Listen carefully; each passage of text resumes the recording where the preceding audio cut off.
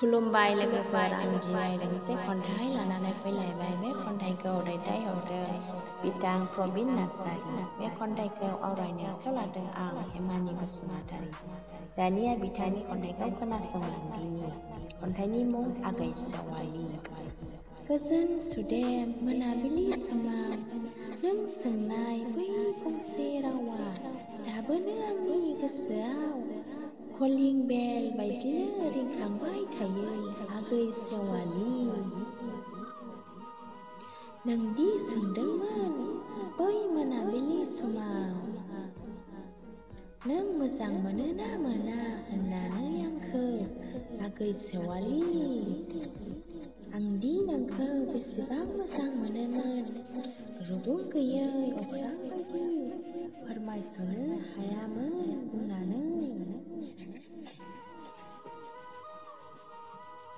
हानायमोनब्ला बिखा बोखावनानै हनुमान बायदि दिन्थिगौमोन आंनि मोजां मोननायखौ नोंनो आगै सेवालि।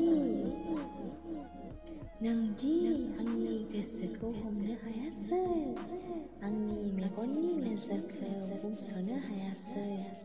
दिनै जायखारलांबाय नों आंखौ गारनानै बेसेबांबा गोजानाव।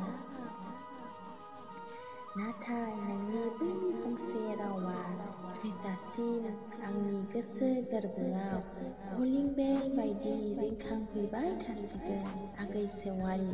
खन्थाइया एसेनोसै, गोजोन्थों।